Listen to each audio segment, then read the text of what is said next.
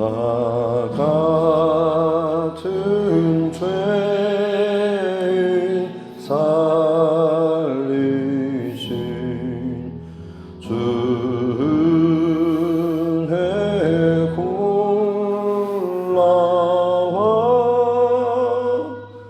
잃었던 생명 찾았고 광명을 얻었네. 큰 죄악에서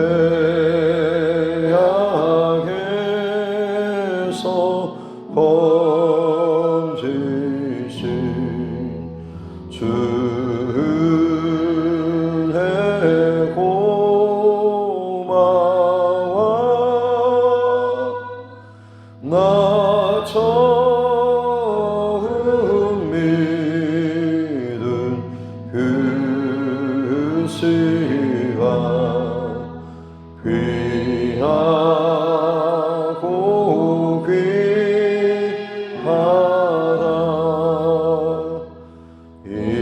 이제껏 내가 산 것도 주님의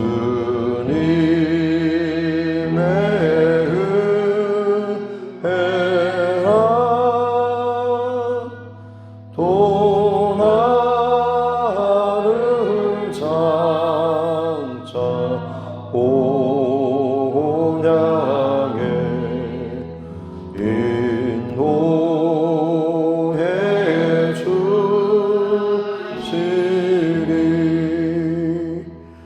거기서 우리 영원히 주님의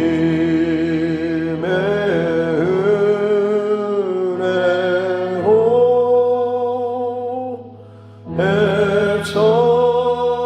해처럼 밝게 살면서 주 찬양하리라.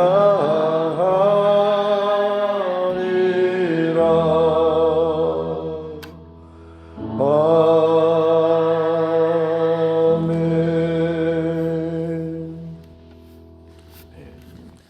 찬송가 323장입니다. 찬송가 323장.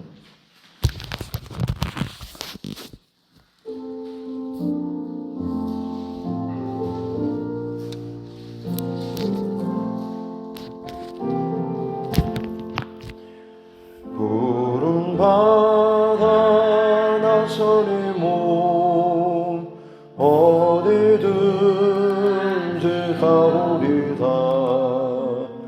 괴로우나 즐거우나 주만 따라 가오리니. 어느 누가 막으리까.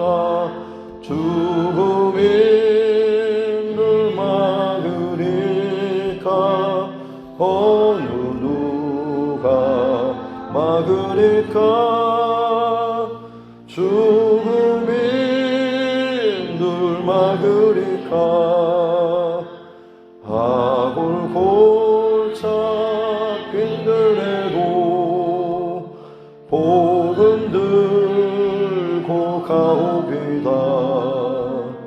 소돔 같은 거리에도 사랑 안고 찾아가서 종의 몸에 지닌 것도 아낌없이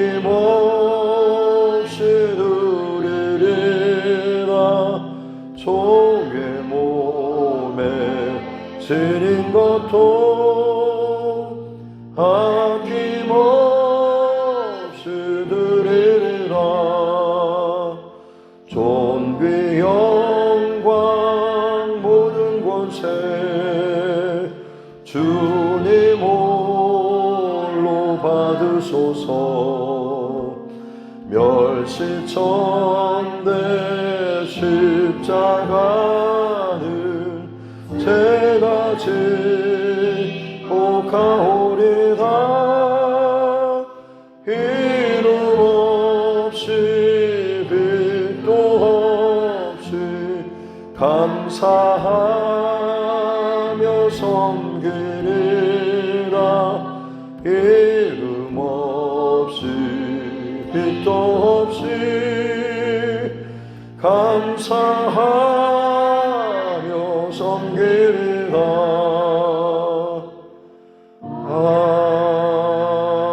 아멘.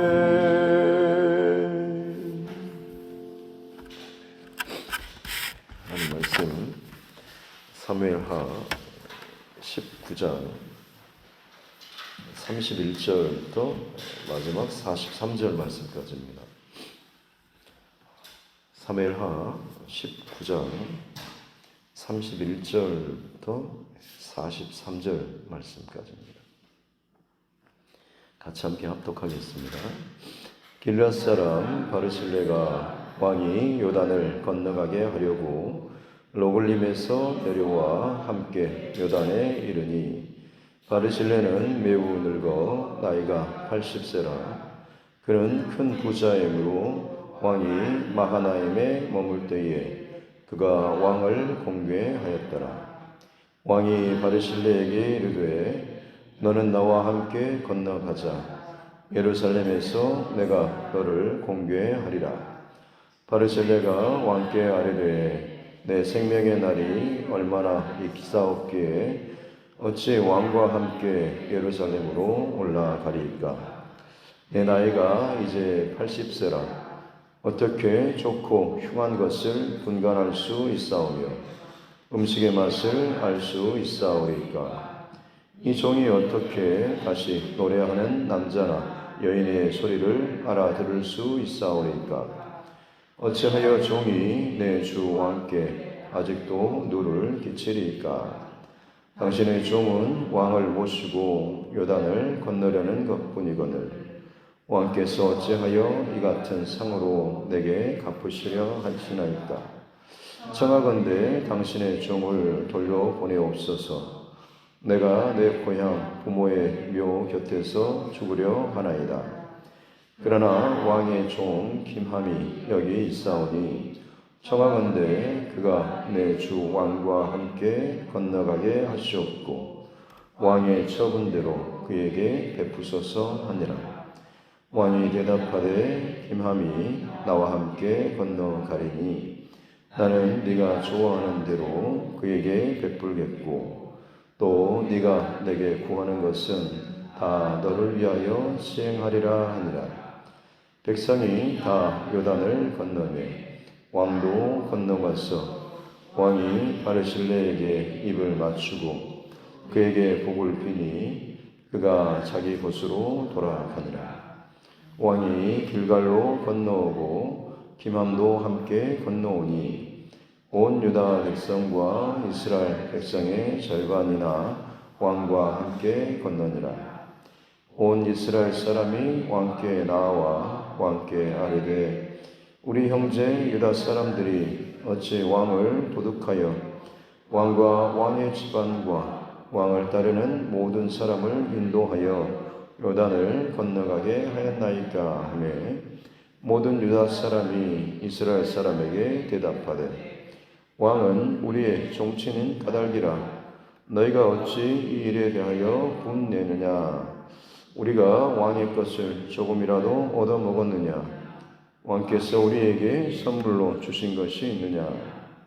이스라엘 사람이 유다 사람에게 대답하여 이르되 우리는 왕에 대하여 열 몫을 가졌으니 다윗에게 대하여 너희보다 더욱 관계가 있거늘 너희가 어찌 우리를 멸시하여 우리 왕을 모셔오는 일에 먼저 우리와 의논하지 아니하였느냐 하나 유다 사람의 말이 이스라엘 사람의 말보다 더 강경하였더라.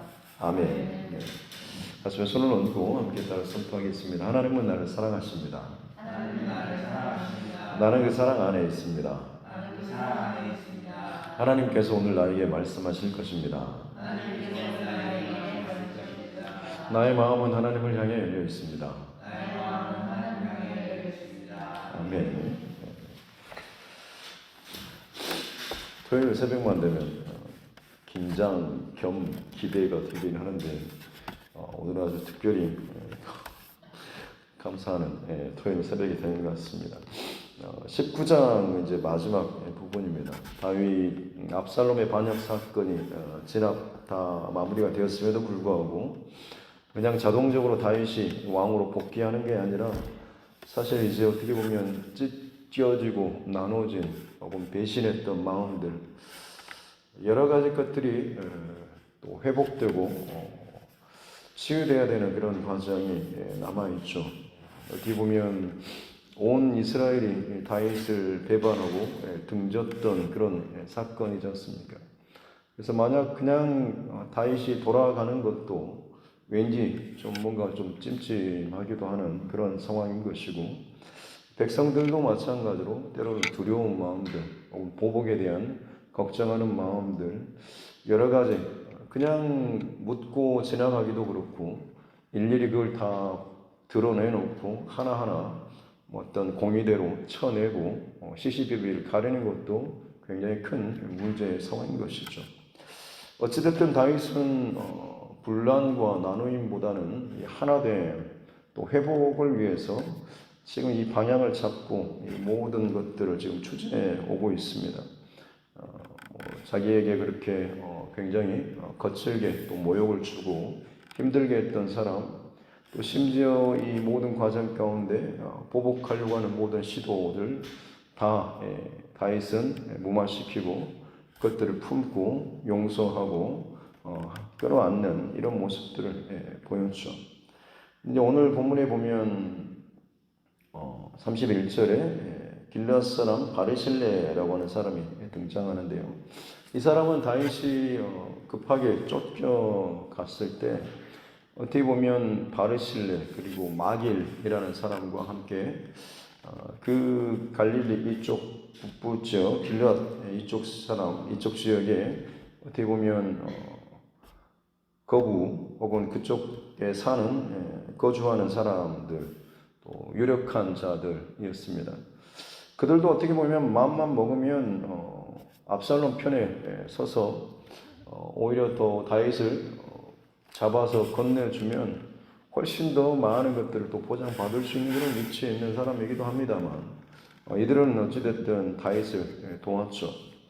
모든 사람들이 다 다윗을 등졌던 그때에 어떻게 보면 참 멀리 떨어져 있는 수도에서 멀리 떨어져 있고 요단 강도 건넌 요단 동편에 바로 그 지역임에도 불구하고 이 지역에 지금 바르실레 또 이 마길이라고 하는 사람 무비보셋을 사실 어떻게 보면 사울이 죽고 나서 돌봐줬던 그런 사람들이 지금 다윗을 그때 공개하고 음식과 침구류 음식 식사할 수 있는 여러 가지 조리 도구나 이런 것들을 많이 가져왔고 도왔던 사람들이 바로 이 바르실레와 이 마길이라고 하는 사람인데 이 마무리되고 나서 이제 다윗이 돌아가는 그 길 여정에 바르실레가 다시 등장하고 있습니다.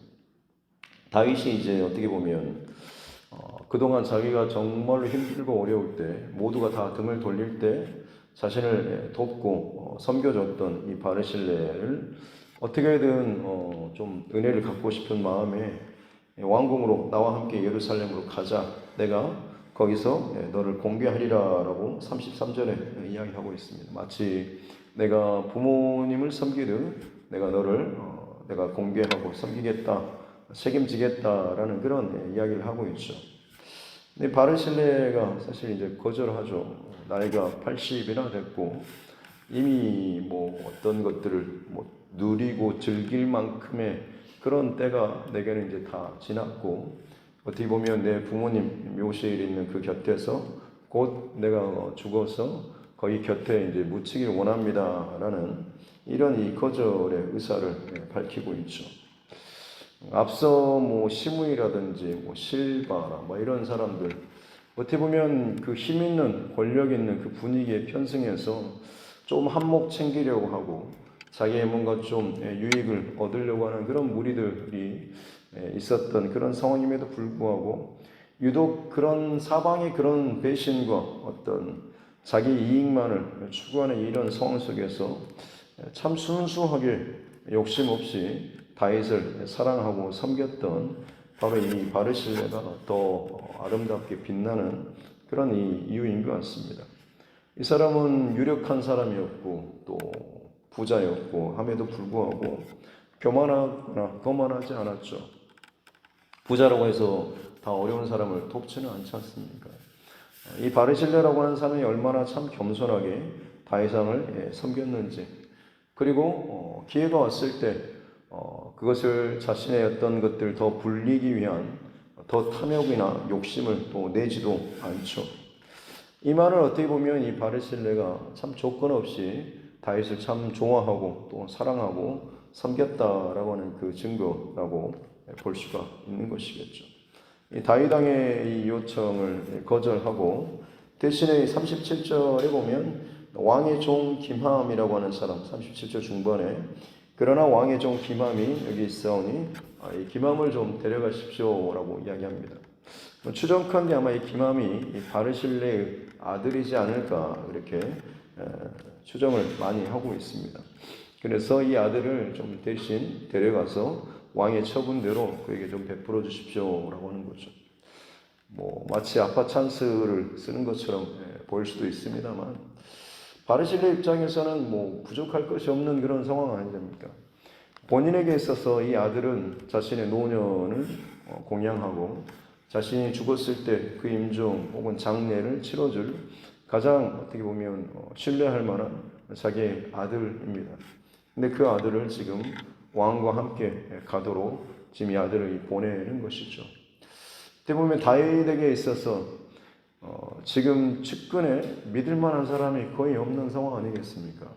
자기 군대 장관 요압조차도 자기 왕명을 거역하고 그 압살롬을 쳐 죽이는, 끔찍하게 죽이는 그런 일들, 주변에 끊임없이 기회를 틈타서 다윗을 이용해 먹으려고 하는 그런 분위기 속에서 어찌 보면 다윗은 참 믿고 신뢰할 만한 사람, 바르실레와 같은 그런 사람을 두고 싶었을지도 모르겠습니다. 그래서 이 바르실레는 그냥 뭐 내 아들 좀 출세 좀 시켜주겠다라고 하는 그런 마음이라기보다는 이 불안하고 아직도 여전히 걱정스러운 이 다윗을 위해서 자신의 아들을 다윗에게 같이 갈도록 어떻게 보면 붙여주는 이런 상황, 본인에게 오히려 더 필요한 상황임에도 불구하고 다윗에게 이 아들을 함께 가도록 요청하는 그런 모습을 볼 수가 있는 거죠. 다윗도 아마 그 마음을 알았을 겁니다. 그래서 성경에 보면 다윗이 이 기맘을 왕의 식탁에서 늘 먹게 하고 다윗이 죽을 때 솔로몬에게 유언할 때도 마찬가지로 이 바르실레의 아들 김함을 기억하고 그가 내게 베푼 이 은혜를 기억하고 베풀어서 그 김함이 왕의 식탁에서 먹을 수 있도록 해라라고 하는, 본인도 왕의 식탁에서 이 김함을 데리고 먹었는데 자기 아들 솔로몬에게도 마찬가지로 그 요청을 계속해서 이어가게 하는, 그것을 유언에 특별히 몇 가지 그런 지시사항들을 유언에 남기는데 이 바르실레 아들 김함에 대한 예우, 처우에 대한 그런 유언도 남기고 있는 거죠. 그만큼 어떻게 보면 이 바르실레와 김함이 이 다윗에게 정말 어떤 섬김과 사랑과 참 조건 없는 그런 어떤 그런 관계로서 다윗을 도왔는가라고 하는 것을 알 수가 있는 것이죠. 그에 반해서 마지막 뒤에 이어지는 이 40절부터 43절 말씀에 보면 다윗이 건너오는 과정 가운데 지금 유다 지파 그리고 나머지 이스라엘 10지파 간의 어떤 그런 마찰이 생기는 것을 볼 수가 있죠. 압살롬이 죽고 나서 이스라엘 속에서 회의가 있긴 있었죠. 왕을 모셔오긴 해야 되는데 선뜻 누가 나서지 못하는 상황.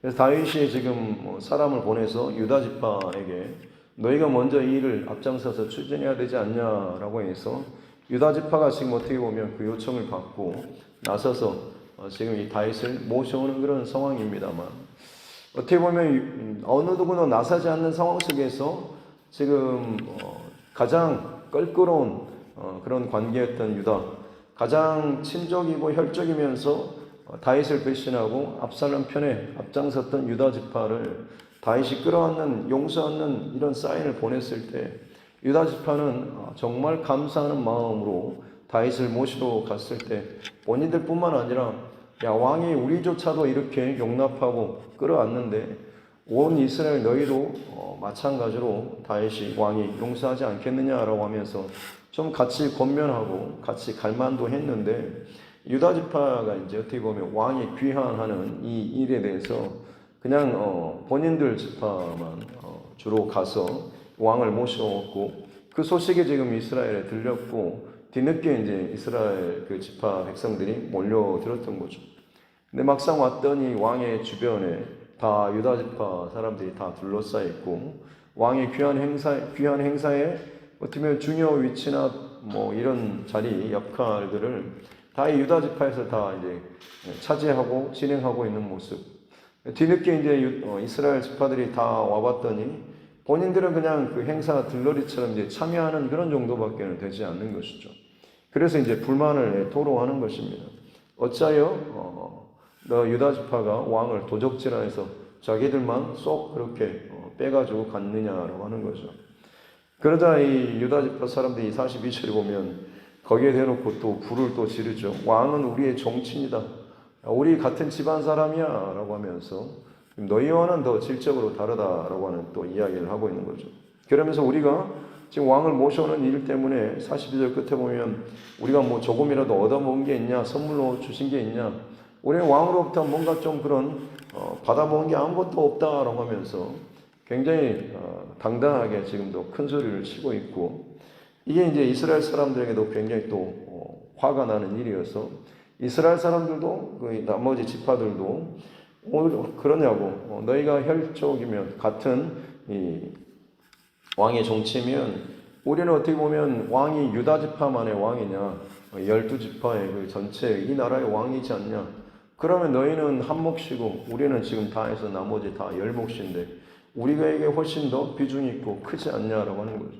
그러면 당연히 우리와도 이 중요한 일에 대해서 의논해야 되지 않냐라는 식으로 서로 이제 어떻게 보면 뭐 농공 행상은 아니겠지만 좀 그런 것들을 서로 자기들이 더 유리한 또 중요한 이 위치를 차지하고자 하는 그런 마음 때문에 다투는 이런 모습을 보이고 있습니다. 다윗이 그토록 나누이고 쪼개지고 찢어지는 것들을 경계하기 위해서 이 모든 것 과정을 다 끌어안고 겨우 마무리하고 지금 이제 요단강을 건너서 왔는데, 막상 마지막 이 지파들 간에 이것들이 화합되지 못하고 연합되지 못하는 이런 모습 때문에 지금 이 분란이 생길 조짐이 보이고 있는 거죠. 실제로 20장 1절로 넘어가다 보면 불량배 세바라고 하는 이 사람이 사실 이런 분위기를 틈타서 나머지 10지파들을 어떻게 보면 그 힘을 모아가지고 또다시 반역 사건을 일으키는 그런 내용이 또 20장 이후로 이제 또 이어서 나오게 되는 것이죠. 어떻게 보면 유다 지파나 나머지 이스라엘 지파나 자기 안에 그런 마음들이 있죠. 내가 그래 이래봬도 누군데라고 하는 그런 마음이에요. 내가 그래도 이 나라 안에서 어느 정도 위치고 내가 왕과 얼마나 가까운 사람인데 내가 이 여기에서 얼마나 어떤 역할을 감당했고 어느 정도의 내가 중요한 위치에 있는 사람인데 나를 지금 거기서 배제하냐라는 싶은 그런 마음이 있는 것이죠. 뭐든지 항상 내가 그것을 다 알고 관여하고 주도하고 싶은 그런 마음들, 물론 관심의 마음일 수도 있지만 어떤 측면에서 보자면 내가 좀 그 모든 일에 있어서 중요한 것들을 또 차지하고 감당하고 싶어하는, 자기를 좀 드러내고 싶어하는 그런 모습들이 이 안에 있는 것이라고 볼 수 있죠. 유다 지파나 이스라엘 나머지 지파들 간에 이런 서로가 서로를 좀 더 다른 지파보다 다른 사람보다 더 드러내고 싶어하는 자기의 그 과시, 자기를 드러내고자 하는 그런 마음들이 있는 것을 보게 됩니다. 그리스도인의 어떤 또 교회 안에서의 어떤 서로가 서로를 드러냄으로 인해서 부딪히고 나누이고 쪼개진다고 하는 것은 결국에는 주님의 어떤 사역이나 역할, 교회의 어떤 여러 가지 모든 일들이 제대로 운영되지 못하게 되는 이유가 되는 것이죠. 서로 뭔가 헐뜯고 분쟁하고 나누고 다투는 속에서 교회의 어떤 사역이 의례롭게 감당이 되거나 일이 아주 참 감사하게 쑥쑥 잘 진행되는 경우는 없죠. 결국에는 서로의 어떤 그런 관계들이 서로 연합되고 화합되는 과정 가운데 진행되어야지만 모든 일이 좀 순조롭게 은혜스럽게 진행될 수 있다고 하는 것입니다. 그렇기 때문에 일의 어떤 진행 자체, 결과 자체, 업무적인 측면에서 이것들을 바라보고 그것만 좀 하면 되지 않냐라는 그런 일이 아니라 그것을 과연 우리가 어떤 모습으로 어떤 그런 관계 속에서 어떤 마음으로 연합하고 화합해서 그것들을 감당해 갈 것인가라고 하는 것이 사실 어떻게 보면 이 믿음의 공동체 안에서는 훨씬 더 중요한 문제입니다. 일을 얼마나 더 효과적으로 멋들어지게 잘 했느냐라기보다는 얼마나 같이 연합하고 화합해서 한 마음으로 그것들을 감당하고 이걸 나아갈 수 있는가라고 하는 것이 훨씬 더 중요하죠. 왜냐하면 연합되고 화합되는 과정 가운데 내가 드러나는 것이 아니라 예수 그리스도께서 하나님께서 드러나기 때문에 그렇습니다. 그 가장 본질적인 그 연합과 화합 하나됨의 그 중심에는 늘 하나님께서 계시고 예수님의 그 십자가의 중심이 그 안에 있는 것이죠. 둘로 하나 되게 하셨던 결코 하나 될 수 없는 것들 하나 되게 하시는 데 있어서 그 힘의 원천은 바로 이 십자가의 은혜인 것입니다.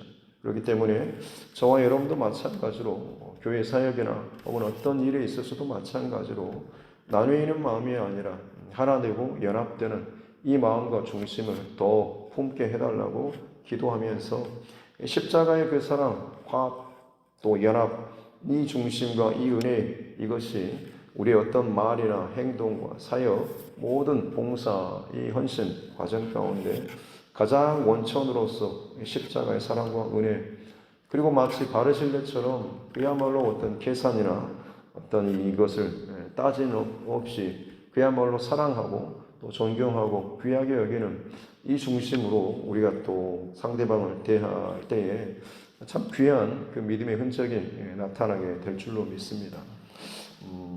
마지막 첨언이긴 하지만 바르실레의 이 아들 좀 궁금했어요. 그래서 좀 이것저것 좀 찾아보고 했더니 김함이라고 하는 이 자식 그 후손들 성경의 기록에 나와 있습니다. 보면 다윗 그리고 솔로몬 때 유언으로 남겨서 이 김함을 또 그렇게 대우해 주는 아마 다윗이 이 김함에게 자신의 그 땅 베들레헴 쪽에 있는 곳에 어떤 그 성읍을 집 같은 것을 이 김함에게 아마 상으로 준 것 같습니다. 그래서 성경에 보면 김함이라고 하는 이 게롯 김함이라고 하는 그런 단어가 나오는데 이게 뭐냐면 김함의 집, 김함의 여관, 여인숙 뭐 이런 뜻입니다. 게롯 김함이라고 하는 곳이 베들레헴에 어떻게 보면 지나가는 행인들, 여행객들의 어떤 숙소와 같은 곳이 이 게롯 김함이라고 하는 곳이 성경에 나오는데 이게 이제 예레미야서에 나옵니다. 나라가 완전히 유다가 멸망하고 어떻게 보면 바벨론으로부터 총독이 세워지고 근데 그 총독을 또다시 암살하고 하면서 정말로 격동의 시절에 불안한 남은 이 유다의 사람들이 애굽으로 이렇게 도망쳐 갈 때 그때 그 중간에 베들레헴을 거쳐가면서 잠시 머물렀던 그 숙소가 바로 이 게롯 김함이라고 하는 곳이 거기에 이제 기록이 되어 있는데요.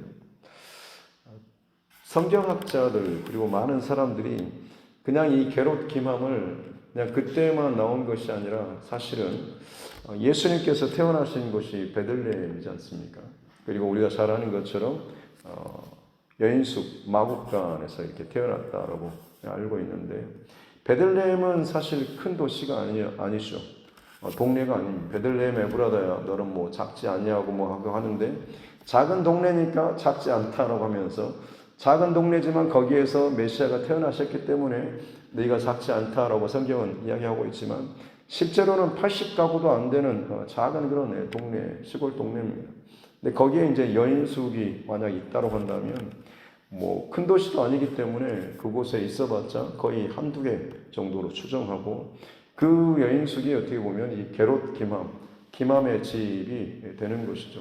다윗의 고향 동네에 있는 다윗의 어떤 거처 집이었기 때문에 그렇습니다. 그래서 지금 어떻게 보면 추정하건대 그리고 유대의 역사가 요세푸스라고 하는 사람의 기록도 마찬가지로 그곳이 바로 예수님이 태어난 집일 것이다 라고 그렇게 많이 또 이야기를 한다라고 합니다. 예수님께서 태어나신 베들레헴에 방문했을 때 그때 호적하러 오는 많은 사람들 친척들로 인해서 각 집이 다 차고 여인숙도 이제 찬 여인숙은 지금의 개념이 아니고 어떻게 보면 방이 많은 그런 여인숙이 아니고 그 큰 홀 같은 곳에 마치 지금과 같은 이런 곳이라고 한다면 그냥 거기에서 여러 명이 공동으로 그냥 그렇게 뭐 벽 쪽으로 누워서 기대가지고 그냥 그렇게 공동으로 잠을 청하는 그런 숙소가 여인숙이라고 이렇게 보시면 되겠습니다. 그래서 어떻게 보면 요셉과 마리아가 방문했을 때 이 무대기로 있는 곳에 한쪽에 자리를 마련해 준다, 같이 그곳에 있다라고 하는 자체가 어떻게 보면 출산에 임박한 산모에게 있어서 좀 불편한 상황이고 그곳에 또 모인 투숙객들에게도 마찬가지로 불편한 상황이었기 때문에 아마 그래서 이 마국간이라고 불리는 그런 장소로 안내해 주지 않았을까. 특별히 마국간은 뭐 그런 당시의 마국간의 형태는 어떤 동굴 같은 곳을 이렇게 이용을 했다라고 합니다. 그리고 뭐 그쪽 이 팔레스틴 지역은 나무로 보기보다는 돌로 모든 것들 거의 많이 주로 돌이 많기 때문에 이 구유도 돌 구유이지 않았을까라고 또 추정하고 그래서 어떻게 보면 참 의외로 좀 따뜻하고 아늑한 분위기의 이 마국간이지 않았을까 또 이렇게 실제적으로 추정을 한다고 합니다. 아무튼간 드리고 싶은 말씀은 이 김함이라고 바르실레의 아들 김함 그리고 김함의 후손들이 다윗의 그 은혜와 다윗의 어떤 그런 상을 받고 그 받았던 그 어떤 그 집, 땅 이것을 이제 나중에 시간이 지나면서 여인숙과 같은 이런 형태로 그것을 유지했고 그것이 결국에는 이스라엘 역사 가운데 살짝씩 보이다가 어찌 보면 예수님이 태어나신 바로 그곳이 이 게롯 김함이라고 하는 김함의 집 여인숙이 되지 않았을까라고 하는 거죠. 만약 이것이 사실이다라고 한다면 참 은혜스러운 그런 결론인 것 같습니다.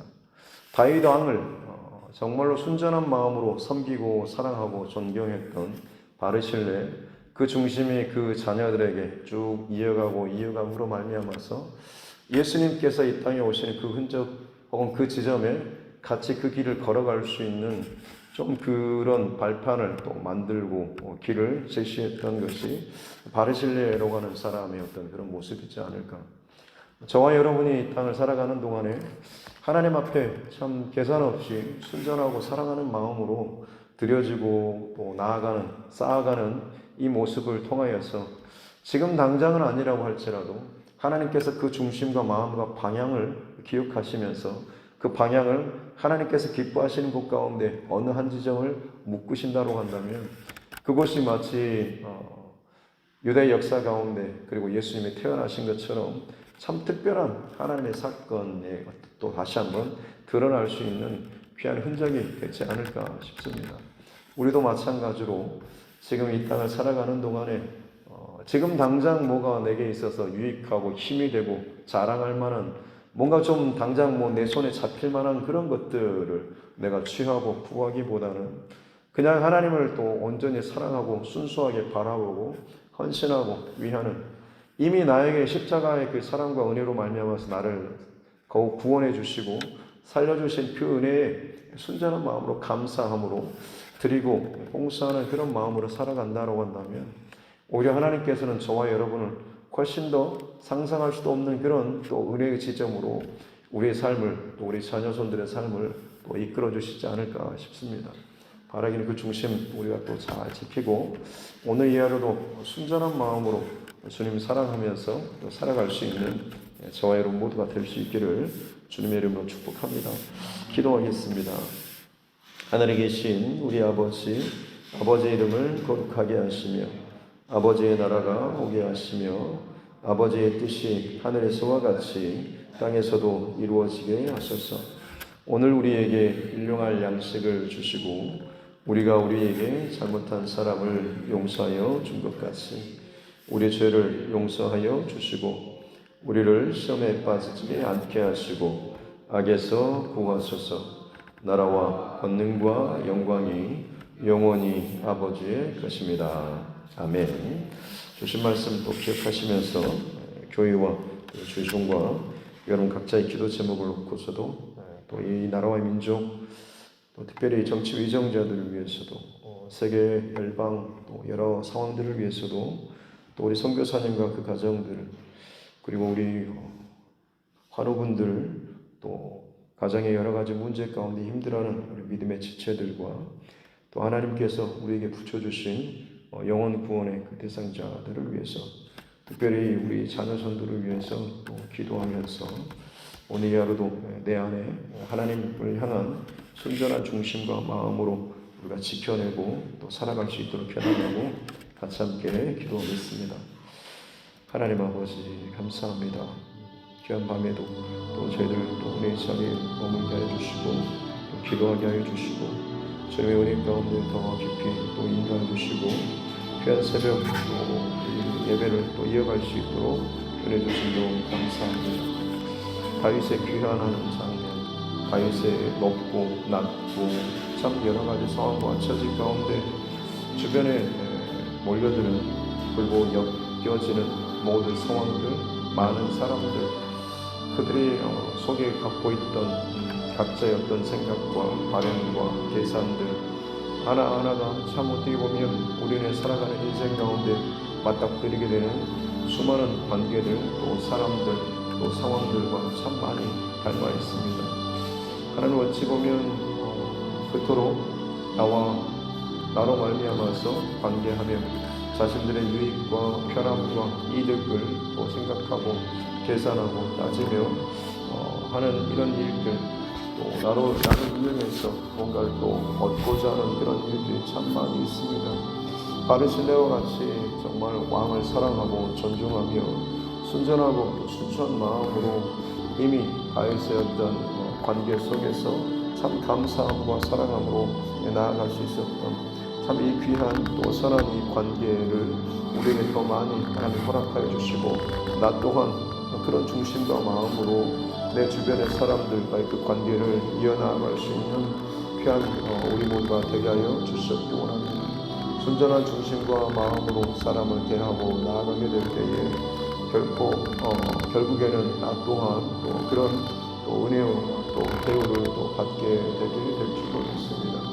주고받는 것에 익숙해 있는 우리들이지만 그런 계산법을 따르는 것이 아니라 참 순전한 마음과 감사한 마음으로 우리가 살아가고 대할 때에 더 상상할 수도 없는 참 귀한 일들로 또 갚아주시고 특별히 또 우리 자녀손들 가운데도 더 귀하고 아름다운 또 믿음의 흔적과 은혜의 흔적을 또 남겨주실 줄로 믿습니다. 우리 하나님께서는 결코 겉으로 모든 것을 흘려보내지 않냐고 드러나진 않지만 그 중심과 마음 가운데 하나님을 향하는 또 하나님이 기뻐하신 곳으로 흘러가는 모든 흐름 가운데 귀한 은혜를 더하여 주시고 주의 마음과 믿음의 흔적과 이 모든 사랑의 흔적들을 하나님께서 나타내 보여주시는 줄로 믿습니다.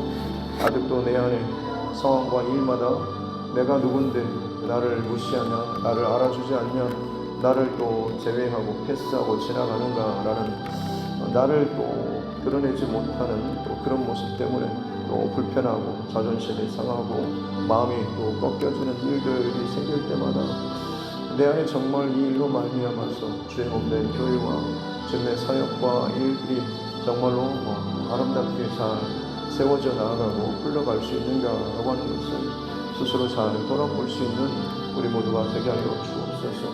유다 지파와 나머지 지파들 간에 서로 왕의 귀환을 모시겠다라는 동기와 마음은 참 좋지만 그 안에 순전치 못한 이런 마음 때문에 서로가 서로를 공격하고 또 깎아내리고 비난하는 이런 모습들로 말미암아서 다윗이 그토록 주저하고 또 가지기를 원치 않았던 분열과 싸움과 다툼의 그 길로 가버리는 이 일들이 하나님 보여주고 있습니다. 우리 교회 안에서 또 가정 안에서도 마찬가지로 참 그렇게 품고 끝까지 가고 싶었지만 결국에는 그 작은 틈 내 안에 정말로 넘어지지 않고 깨지지 않는 어떤 이것들로 말미암아서 그토록 지켜왔던 것들이 또 깨지고 분산되는 일들이 혹시나 우리 안에 있지는 않습니까? 주님, 내 안에 십자가의 그 중심과 마음과 은혜의 그 동기를 잃어버리지 않게 도와주시고 무슨 말을 하든 무슨 사역과 봉사를 하든 이 십자가의 사랑과 은혜와 감격을 잃어버리지 않게 하여 주옵소서. 둘로 된 것을 하나 되게 하여 주시고 결코 하나 될 수 없는 것들을 기꺼이 예수님의 그 죽어주심으로 말미암아서 친히 몸이 찢겨주시고 십자가에서 죽어주심으로 피 흘려주심으로 말미암아서 둘을 하나 되게 하셨던 이 예수님의 중심과 마음이 이 교회 안에 또 우리 가정 안에 공동체 안에 내가 더 죽어지고 나 자신은 이 중심과 모습으로 내가 누군데 라고 하는 그 마음이 생길 때마다 예수 그리스도의 십자가를 기억하면서 어느 누구와도 비교